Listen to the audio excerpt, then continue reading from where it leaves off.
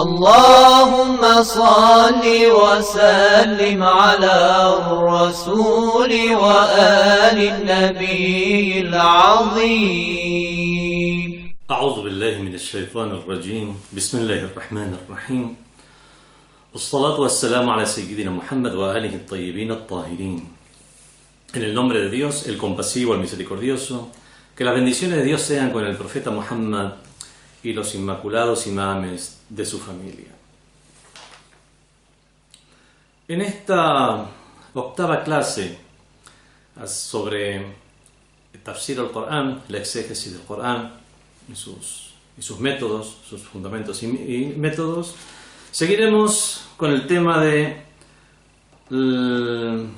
el zahir y el batin del Corán, el aspecto manifiesto y el aspecto oculto del Sagrado Corán.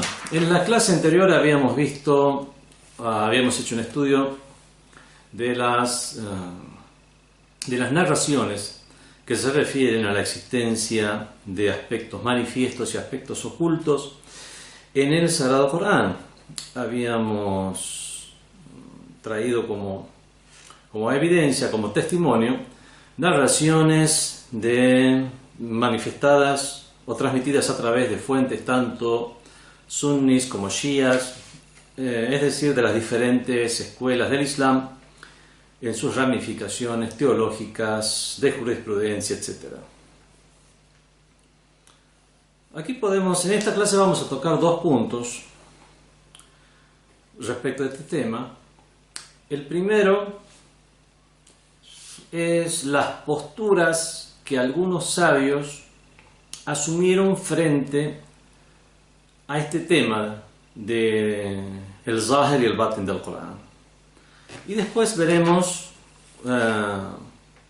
otro punto más, que son las diferentes opiniones, teorías de lo que significa el aspecto oculto y el aspecto manifiesto del Sagrado Corán.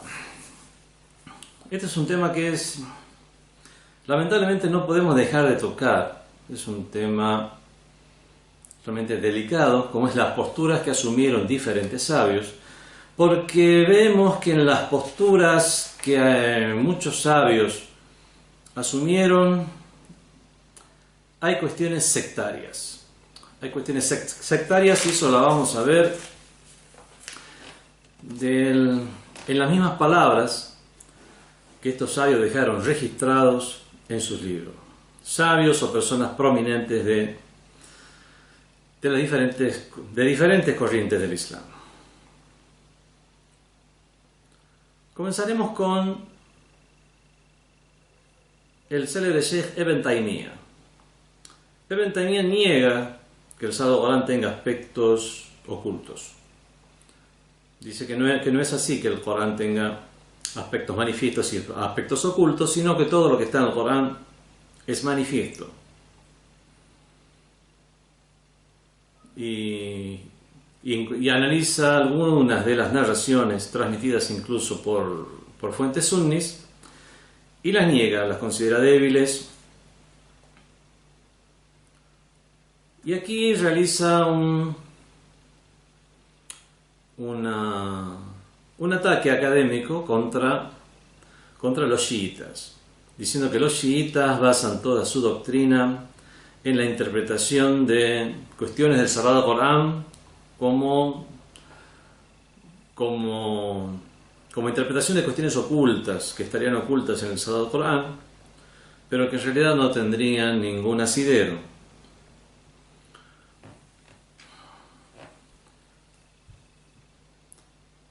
Para responder a Ibn Taymiyyah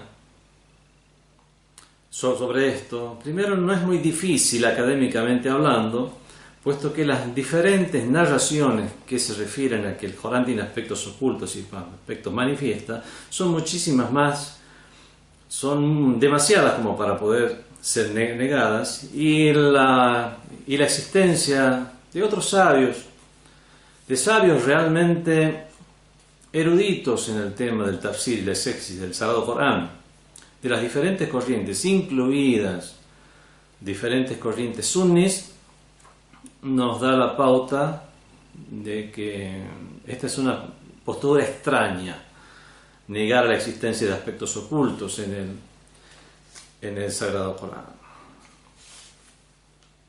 Digo que son posturas sectarias porque hay que recordando la personalidad de Ibn Taymiyyah. Ibn Taymiyyah realmente hubiera pasado desapercibido en la historia. Tenía unas posturas extremas. Y estas posturas extremas realmente hicieron que fuera objeto de reproche por parte de sus contemporáneos. Incluso fuera encarcelado, etc. Y por gobiernos que de ninguna manera se puede decir que tenían algún tipo de filiación con el chiismo ni nada por el estilo. Tuvo posturas realmente muy fuertes. Se puede decir que sembró la semilla de lo que hoy en día son las sectas extremistas. Son estas corrientes extremistas que lamentablemente en su accionar realizan acciones ya no solo anti-islámicas o antirreligiosas, sino también antihumanas. Hubiera pasado desapercibido y hubiera quedado olvidado en la historia si no hubiera sido por el colonialismo británico que impulsó lo que después sería el movimiento de Muhammad ibn Abdul Wahhab, que tomó precisamente las ideas de Ibn Taymiyyah, otra vez resucitándolas, reviviéndolas, y es lo que hoy en día conocemos como el wahhabismo.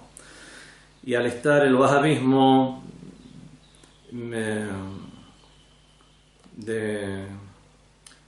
de manera tan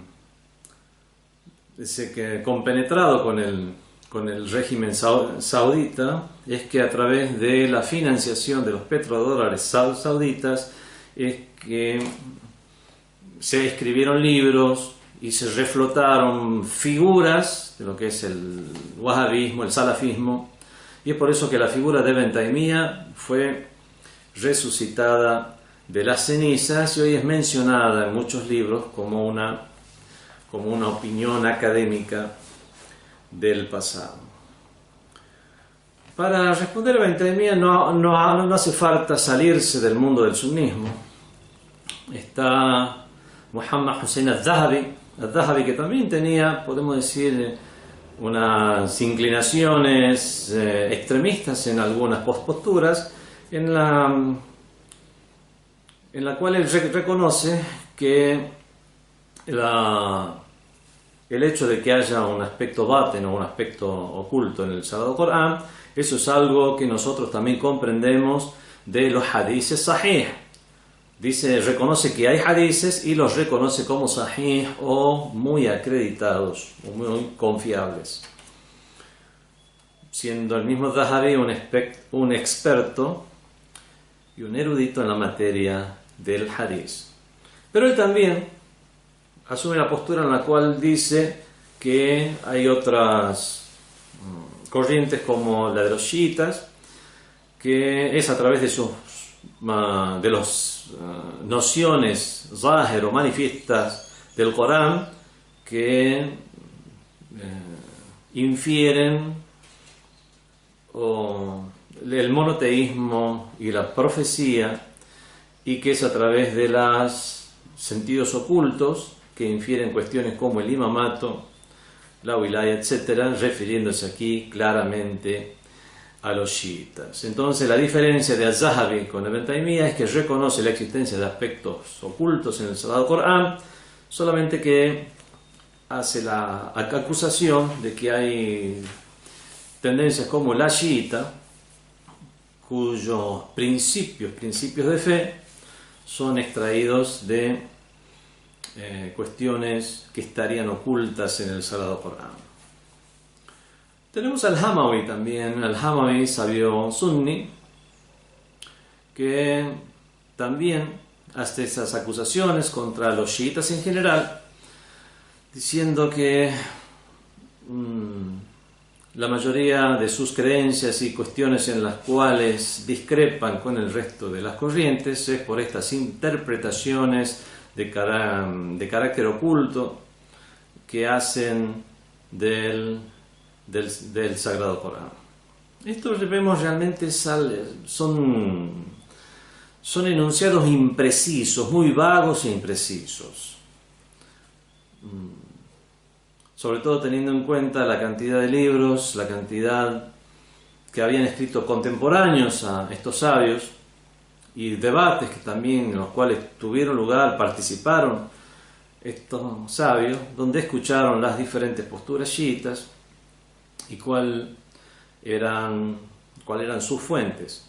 Y aún así se insistía en este tipo de proclamas. Por eso adquirió el tema de lo manifiesto y de lo oculto del Sagrado Corán un carácter sectario, tratando de imponer que todas aquellas cuestiones que tiene el chiismo es extraído de esta manera arbitraria por los chiitas, por considerarlas nociones ocultas. Cuando vemos que esto definitivamente no es así, los libros de teología, donde están las argumentaciones acerca de los atributos de Dios, de los actos de Dios, acerca de sus posturas respecto a la predestinación, el libre albedrío, respecto a la creencia en la profecía y cuáles son los alcances de la condición inmaculada del profeta, que no es solo en cuanto a la transmisión del Sagrado Corán, como dicen las sectas o las corrientes extremistas, y ni tampoco es después del mensaje, como dicen otras corrientes sunnis,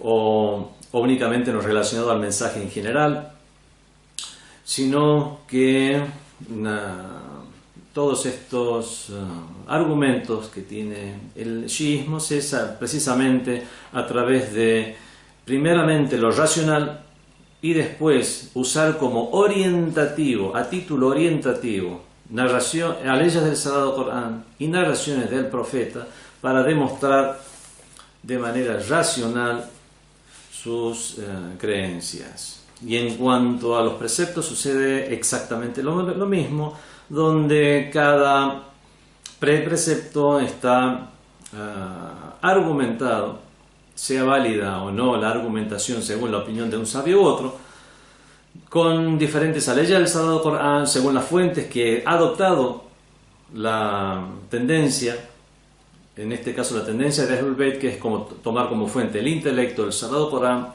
y los hadices acreditados del Sagrado Corán, entonces del profeta del Islam.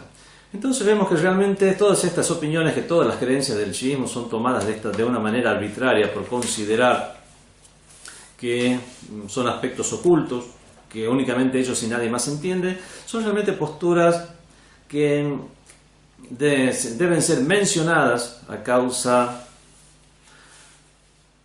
de que corresponde a este tema, pero hay que hacer la aclaración que cualquier postura que se atribuya a otro debe ser realmente acompañada por los textos académicos pertinentes y no por la simple mención. Y al traer textos académicos pertinentes también se debe de alguna manera mantener una coherencia entre lo que se muestra o lo que se trata de exponer y aquello que se trae como prueba. Por ejemplo, este mismo Ibn Taymiyya. Ibn Taymiyya, al hablar de las diferentes corrientes que hay en el Islam, trata la corriente shia. Y dice, los shías en general creen en que el ángel Gabriel se equivocó y que en lugar de entregarle la profecía a Ali, con él sea la paz, se la entregó al profeta. La bendición y la paz sean con él y con su descendencia. Vemos que esa es una acusación que se hace a los chiitas. Otras acusaciones más es que el Corán, según los chiitas, el Corán está adulterado o alterado. Y de esta manera también una serie de creencias que no tienen absolutamente nada que ver con el chiismo en general. Después que expone cuáles son estas creencias, por lo cual los chiitas serían unos extraviados, dice al final, tal vez no cada una de estas creencias es compartida por todos los grupos que hoy en día están clasificados dentro del chiismo, sino pueden ser atribuidas a alguna secta o corriente exagerada, y menciona algunas que surgieron y desaparecieron en la historia, motivadas o fundadas por personajes que los mismos imames del chiismo desacreditaron en su momento. Vemos que él mismo da una clara imagen de cómo él es impreciso en sus opiniones y posturas. Yo en lo personal, cuando escuchaba esto de que los chiitas dicen que el ángel Gabriel había traicionado a Dios, había traicionado al mensaje, le entregó el mensaje al profeta del Islam, Muhammad ibn Abdullah, sallallahu alaihi wa alihi, en lugar de entregárselo a Ali como debería haber sido él, yo escuchaba antes y decía, ¿cómo es realmente alguien puede pensar que los chiitas dicen eso? Hasta que escuché que alguna vez, ya de manera seria, ya con datos, de que hubo alguna vez algún grupo, sobre todo en las zonas de Turquía, grupos que se identificaban con las shias, se decían chiitas, y que tenían una serie de rituales más parecidos a los que serían los sufis, por el hecho de reunirse en ronda con túnicas, dejarse largas barbas, moverse al compás de algún zikr, y mientras movían sus barbas de un lado hacia otro, y que tal vez decían algunas palabras referidas a esto. Bueno, el hecho de que haya surgido alguna cofradía o algún grupo en algún lugar, que ahora mismo no recuerdo cómo es el nombre de ese lugar en Turquía, no se puede atribuir eso a toda una corriente. Y vemos que personas como Ibn Taymiyyah hicieron eso con cada una de las cosas que después atribuyeron al chiismo en general. Lo mismo supongo que podría hacer otra persona que no sea sunni, por ejemplo, decir los sunnis hacen tal y tal cosa, también tienen, se mueven al ritmo de los zikr y hacen prácticas que no fueron mencionadas por el profeta del Islam, como no comer carne por 40 días y por cuestiones similares. Vemos que esto sería muy vago e impreciso, ese tipo de acusación contra sunnis en general, o dirigida a sunnis en general, cuando mejor algunos grupos que se consideran a sí mismos sunnis son los que realizan este tipo de rituales. Y en estos momentos no estoy juzgando si ese ritual es correcto o incorrecto, sino que le estoy dando como botón de muestra de que por el accionar de un grupo en particular, acusar a toda una corriente de tener una postura no es algo que no es académicamente correcto. Es por eso que las creencias de una corriente, lo que profesa una corriente, las posturas que sostienen, deben ser tomados de sus propios libros, de sus propias fuentes y analizadas correctamente y no sacadas de contexto. Sabios sunnis como Al-Alusi en su libro Ruh al-Ma'ani, una exégesis del Sagrado Corán, dice abiertamente que cualquier persona en su sano juicio y que con solamente un poco de fe puede llegar a comprender que el Corán tiene aspectos ocultos. Eso sin ni siquiera tener en cuenta las narraciones transmitidas al respecto. El gran sabio Allama Tabatabai, gran exégeta del chiismo contemporáneo, transmite del mártir Muhammad Baqir Sadr un texto en el cual dice que lamentablemente muchos de aquellos que se dicen eruditos en temas del Sagrado Corán consideran algunas posturas extrañas de algunos grupos, algunos con una existencia efímera en la historia del Islam y atribuyen tales posturas al chiismo en general, o como comprensión batení o comprensión oculta que supuestamente tendrían los chiitas. Cuando vemos que esto de ninguna manera es así, bueno, sigue el shahid, el mártir Muhammad Baqir Sadr, martirizado a manos del tirano Saddam Hussein. El mártir sigue analizando las diferentes tendencias que incluso había dentro del chiismo en cuanto a tomar las nociones del Corán, de sus aspectos manifiestos o los ocultos en todos los temas, o en algunos temas en particular, como es la ley, la ética, y después dejar a las prácticas espirituales y otras el hecho de tomar de los aspectos ocultos. Bueno, realmente este tema solamente vale como aclaración de que no es así que solamente los chiitas consideran que hay un aspecto oculto y un aspecto manifiesto del Sagrado Corán, sino que todos los musulmanes aceptan esto en general, tanto como lo dice al-Zahabi, como lo dice al-Alusi y otros grandes sabios del Islam. Y también valga la aclaración que cualquier cuestión que se manifieste como aspecto oculto del Sagrado Corán no puede de ninguna manera contradecir un aspecto aparente del Sagrado Corán. Sería una contradicción decir un sí cuando en realidad se quiere decir un no.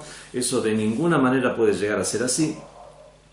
Y que cualquier tipo de interpretación tiene que estar acorde a las disciplinas que los sabios del Islam consideran, por lo menos de manera unánime, consideran que deben ser aplicadas. Por ejemplo, el idioma árabe. No hay ninguna secta, no hay ninguna corriente, no hay ninguna tendencia que niegue que los usos del idioma árabe deben ser observados tanto para comprender los aspectos manifiestos como los ocultos. Y de la misma manera lo que es las implicancias lógicas.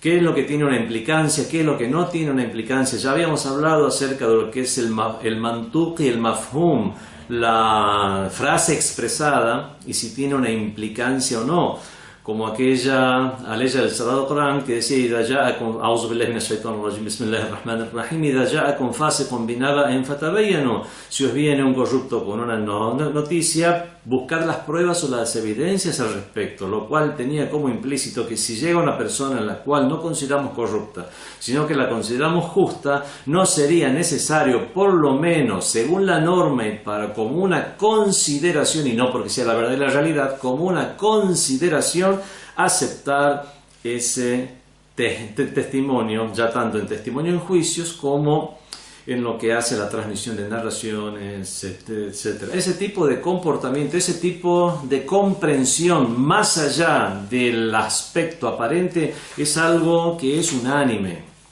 es algo que cualquier persona que sea erudita en las diferentes disciplinas del Islam puede llegar a comprender. Entonces vemos que si algo se sale de este lineamiento y se traen y se pretenden algunos sentidos ocultos que no tienen nada que ver con el sentido aparente, como lamentablemente algunas corrientes bateníes lo han hecho al decir que el ayuno, por ejemplo, es purificarse o liberarse de ídolos. El ayuno podemos ir más allá del hecho de abstenerse de comer y beber y abstenerse ya de pecados, abstenerse ya de cualquier cosa ilícita, abstenerse, buscar un control sobre uno mismo, para que ese control respecto a algo tan tangible como es el hecho de comer y beber nos dé un control ya sobre nuestra propia alma, nuestra propia espiritual. Todo eso está dentro de una comprensión correcta de las implicancias espirituales, implicancias lógicas, implicancias religiosas, etcétera, etcétera. Pero, por ejemplo, decir que el ayuno es simplemente alejarse de ídolos, eso es algo que realmente debería ser probado o demostrado, o ver de qué manera puede llegar a ligarse una noción con otra. Acusar a los chiitas que en todas sus creencias las adquieren de esta manera realmente es algo que no es académicamente correcto y debía ser mencionado. No insistiremos más en este tema, el tema de las posturas sectarias que lamentablemente se ha adoptado respecto al tema de lo zahir y lo baten del Sagrado Corán. Vamos ahora otro punto que es ¿qué debemos entender porque las nociones del Corán tengan un zahir y tengan un baten, tengan un aspecto manifiesta o tengan un aspecto oculto? Aquí también hay diferentes formas de tomar esto. Una es la opinión de que esto se refiere a una cuestión ontológica, o sea, una cuestión basada en realidades. Y otras posturas dicen que esto se refiere a una cuestión semántica, en la cual se refiere a la comprensión de significados y cómo si una frase tiene si lo que comprendemos de una frase de entrada consideramos que eso es lo aparente, hay cosas que se pueden comprender de la misma frase que están mucho más allá de eso, y eso es lo que serían las cuestiones ocultas o baten del Sagrado Corán. Veamos la primera de estas hipótesis, que es que el tema de lo manifiesto y lo oculto del Sagrado Corán es una cuestión ontológica. Algunos toman las siguientes palabras que se encuentran en Nahjul Balagha del Imam Ali ibn Abi Talib alayhi salam como prueba de que el baten o aspectos ocultos del Sagrado Corán son cuestiones reales a las cuales uno puede llegar a alcanzar. Dice el Imam Ali ibn Abi Talib alayhi salam cuando se refiere a los creyentes que se preocupan por el Sagrado Corán, que hacen del Sagrado Corán su guía en todo momento. Dice lo siguiente: فَتَجَلَّ لَهُمْ سُبْحَانَهُ فِي كِتَابِهِ. Y Dios se manifiesta a ellos, a los creyentes, a través de su libro.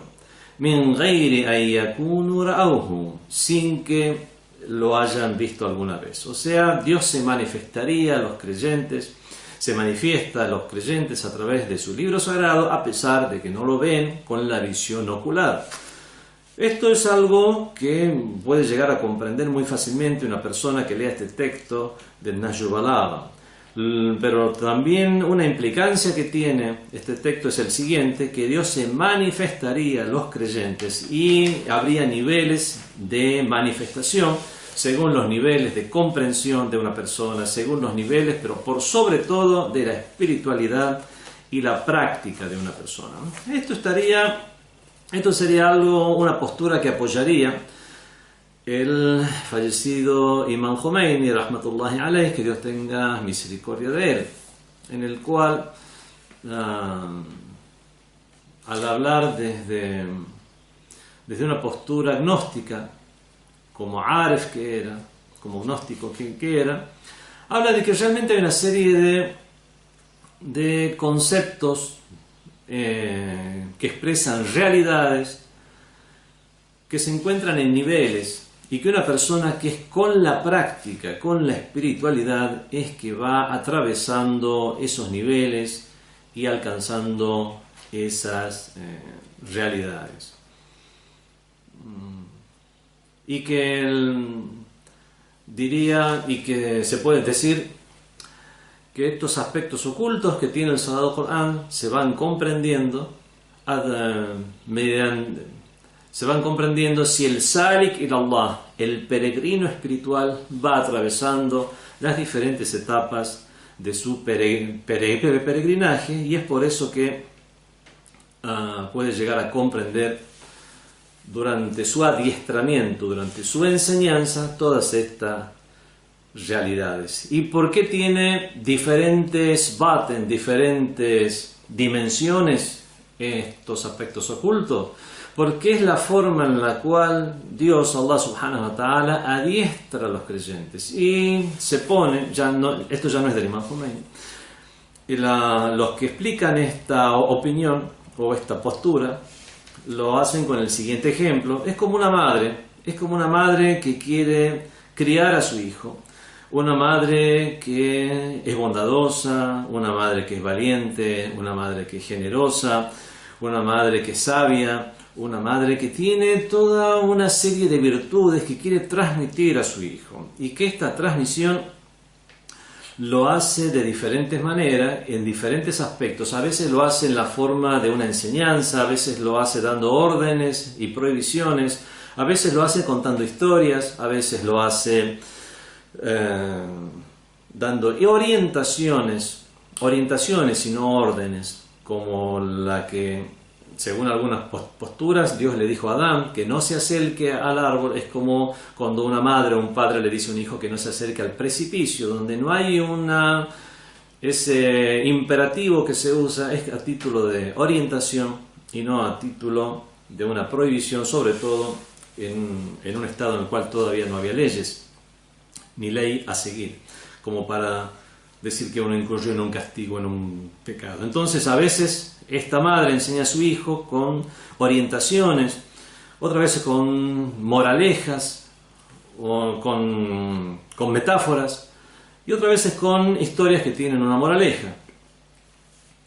Y todos estos aspectos que tiene la misma enseñanza, una enseñanza aparente, es lo que va comprendiendo el niño mientras va creciendo, se va desarrollando, va teniendo una mayor comprensión. De esta manera va llegando a alcanzar estas realidades, que es lo que se propone la madre, que es la valentía, la generosidad, el conocimiento, la compasión, etcétera, etcétera. Después hay diferentes críticas que se hacen a esta postura, que no es lo que realmente se entiende, o no es lo que se entiende de primera mano de las narraciones, sino que lo que se entiende es que son sentidos y conceptos. Pero los estudiosos llegan a la conclusión de que no habría ninguna contradicción entre una hipótesis y otra, sino que en todo caso serían ambas complementarias. Veamos la segunda de estas hipótesis.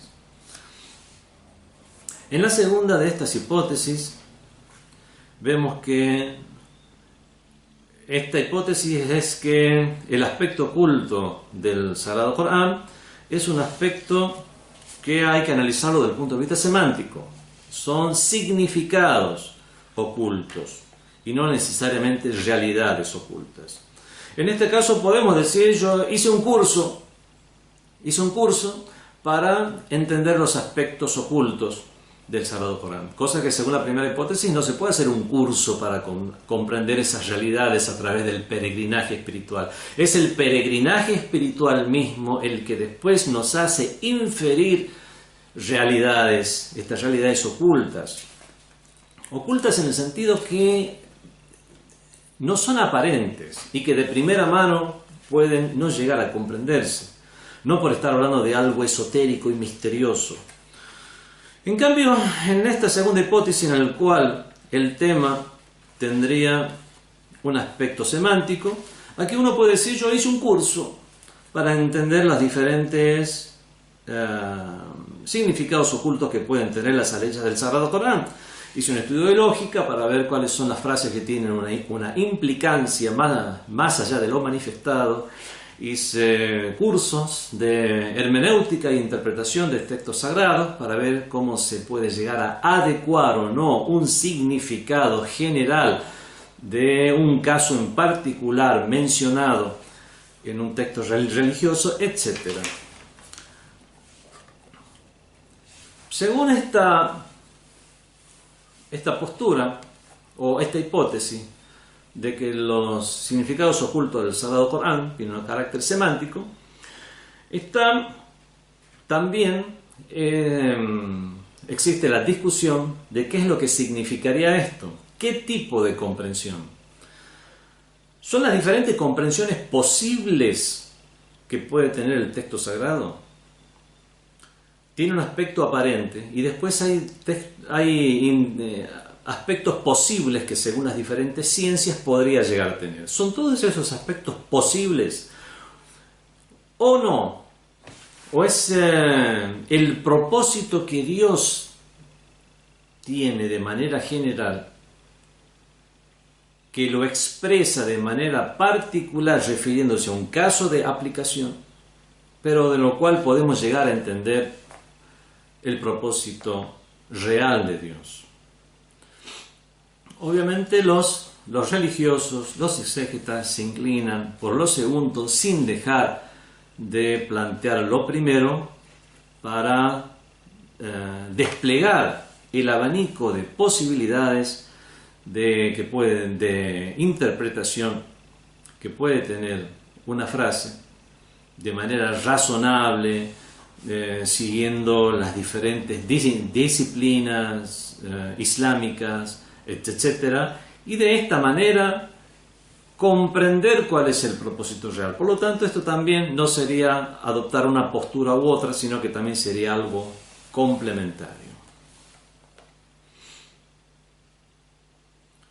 Según esta postura, el aspecto manifiesto es algo que cualquier persona que conozca, que esté familiarizada con el idioma árabe, puede llegar a entender. En cambio, los aspectos ocultos ya serían cuestiones que las personas más eruditas, más doctas, son las que pueden llegar a entenderlos. Y aquí sí podemos hacer una diferencia con la primera hipótesis de que era una cuestión ontológica y no simplemente semántica, porque aquellos como el Imam Khomeini que más tienden a tener una comprensión ontológica de este tema, es que la persona que más aplique las leyes islámicas, que más actúe según el Corán, podrá llegar a comprender mucho más del Sagrado Corán. Entre estos diferentes aspectos ocultos que puede tener una ley del Sagrado Corán, considerando únicamente el aspecto semántico de esos aspectos ocultos, están lo siguiente, y es que el Allama Tabatabai, el gran sabio Tabatabai, nos dice que son todos aspectos posibles que pueden ser aplicados de manera razonable y lógica a una frase dicha y nunca ser traída de los pelos, como decimos, como se dice vulgarmente, o sea, sin ningún tipo de asidero, plantearle un aspecto oculto a uno aparente. Y con esto lo que hacemos es negar todas esas acusaciones que se hacen al chiismo de que todas sus creencias están extraídas de aspectos ocultos inconexos con el aspecto aparente. El mismo Allama Tabatabai nos dice que las diferentes nociones del Sagrado Corán se encuentran en diferentes niveles, siendo el más simple de esos niveles un nivel que puede entender el común de las personas. La más simple de las personas, con muy poco estudio, puede llegar a comprender las frases del Sagrado Corán y aprovecharse del mismo, de sus nociones, de adquirir conocimiento con el mismo. Pero una persona mucho más instruida puede llegar a comprender mucho más del Sagrado Corán, y esa es la idea general de los aspectos ocultos que tiene el Sagrado Corán. Entre los testimonios que se puede extraer del mismo Sagrado Corán que indicarían esto, están, las aleyas que ya hemos mencionado anteriormente, como aquella que dice ciertamente que lo hemos dispuesto como un Corán árabe para que lo razonéis. O sea, son cuestiones del idioma, que las personas que saben el idioma pueden llegar a comprenderlo y razonarlo. y reflexionar sobre el mismo. O la frase del profeta del Islam, teniendo en cuenta que el profeta tiene una de sus funciones, es mostrar las más excelentes virtudes. Hay un hadith del profeta que dice: Inna ma'ashir al-anbiya nukallimu an-nasa ala qadri uqulihim. Nosotros, la comunidad de los profetas, hablamos a la gente en la medida de sus intelectos. Y bueno, si los profetas hacen eso para ser condescendientes con las personas sin faltarles el derecho, y a una persona que pueda entender más ya elevar el nivel del discurso para la mayor comprensión, mucho más lo hará Allah subhanahu wa ta'ala, Dios todopoderoso, y de esta manera hablará a todas las personas con sus diferencias de cultura, intelecto, etc. Y es por eso que podemos llegar a comprender de las mismas palabras sentidos más elevados, nunca contradictorios. Entre los ejemplos de esta comprensión de aspectos ocultos del Sagrado Corán, tomemos una ley como aquella que dice: A'udhu billahi minash shaitanir rajim, wa'budullaha wa la tushrik bihi shay'an. Adora a Dios y no le asocies nada. Los asociadores, los mushrikin, asociadores o idólatras, lo que hacían era asociar a Dios. Tomaban ídolos y los adoraban como divinidades fuera de Dios. De esta ley ya se puede comprender primero el aspecto aparente: adorar a Dios y no a los ídolos. Pero se puede ir mucho más allá todavía, tomando como indicios otras leyes del Sagrado Corán, narraciones del profeta del Islam, las acreditadas, donde podemos, como aquella que dice: Alam ahad ilaykum ya bani Adam an la ta'budu shaitan. ¿Acaso no había hecho un pacto con vosotros, oh hijos de Adán, de que no adoréis a Shaitán, no adoréis a Satanás?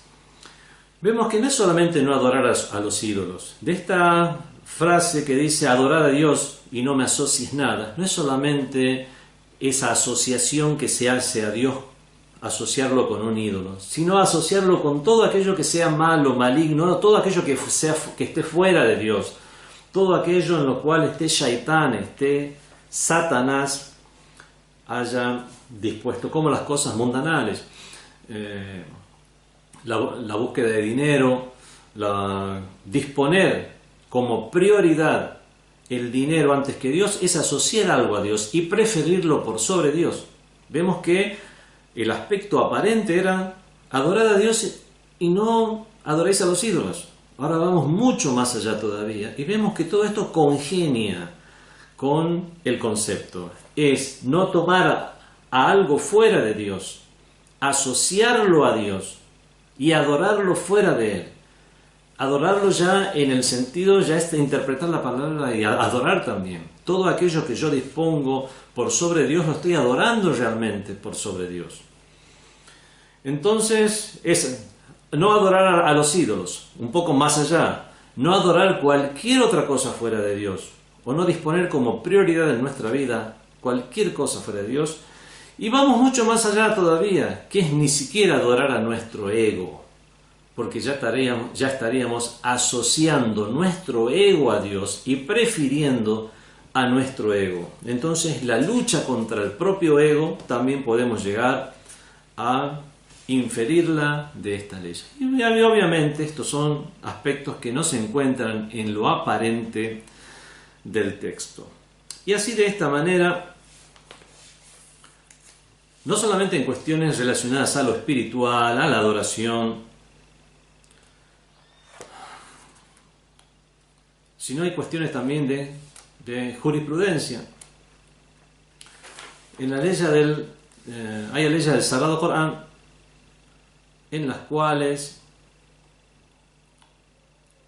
por ejemplo, esta ley que nos dice: وَاعْلَمُوا أَعُوذُ بِاللَّهِ مِنَ الشَّيْطَانِ الرَّجِيمِ وَاعْلَمُوا أَنَّمَا غَنِمْتُم مِّن شَيْءٍ فَإِنَّ لِلَّهِ خُمْسَهُ. Sabed que aquello de los cuales obtuviste ganancia, el ganima se le decía el botín de guerra. فَإِنَّ لِلَّهِ خُمْسُهُ, ciertamente que es para Dios su quinto.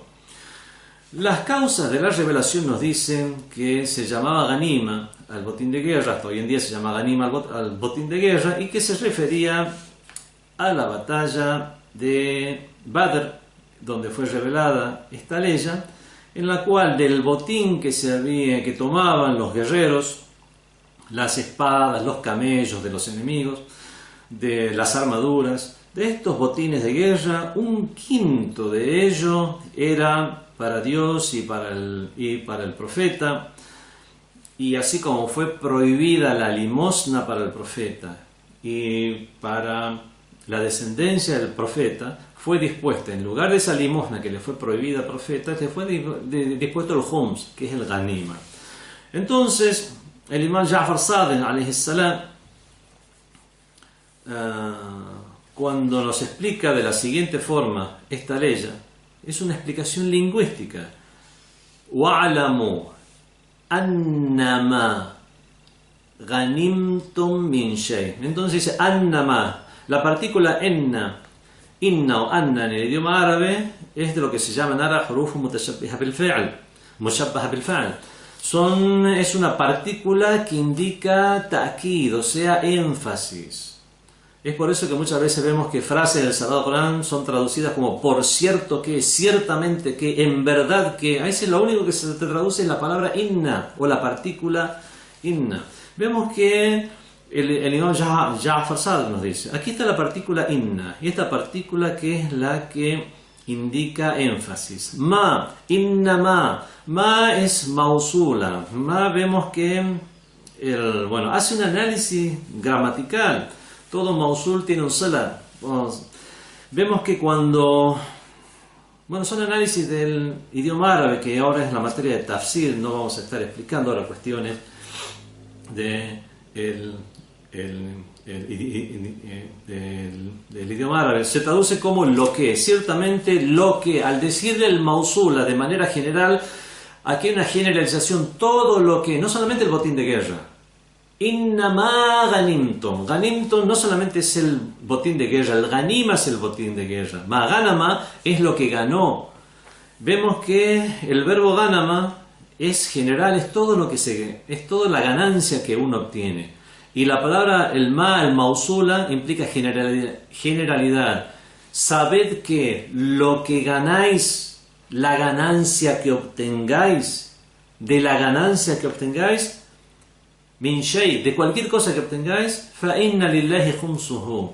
Es así que a Dios corresponde su khums, y al profeta y a los descendientes del profeta. Entonces ya nos vemos que el análisis que se hace es que ya no solamente por asbab nuzul o por causa de la revelación, esto se referiría únicamente a la batalla de Badr, sino que se referiría a todas las batallas. Y esto es algo aceptado incluso en la jurisprudencia de la corriente sunni. Se refiere a todas las batallas donde haya un botín de guerra. Pero cuando los shias en general dicen, por la explicación del imam Ja'far Sadiq alayhi salam, que ya no se refiere solo al botín de guerra, sino con cualquier ganancia, y no necesariamente una ganancia de una guerra, vemos que está basado en cuestiones gramaticales, y por supuesto aparte del conocimiento que ellos tienen de las demás leyes del Corán, de los hadices del profeta mismo, de los hadices de su abuelo, y de esta manera vemos que es una explicación que es coherente, tiene una coherencia. Uno puede estar de acuerdo o no y seguir a una escuela de jurisprudencia u otra, pero no se puede negar la existencia de una coherencia dentro de lo que es este aspecto oculto de esta ley, que se referiría no solamente al botín de guerra de la batalla de Badr, sino que a cualquier ganancia que una persona obtenga tiene que pagar como gravamen obligatorio el khums, que es destinado a Dios, o sea, a las obras de Dios, a las obras en caridad, al profeta del Islam y a la descendencia del profeta del Islam. Vemos que cosas que corroborarían esto son indicios históricos, como el hecho de que se le negara la limosna a los descendientes del profeta, porque precisamente incluso a las personas pobres de los descendientes del profeta se les negaba la limosna, porque existe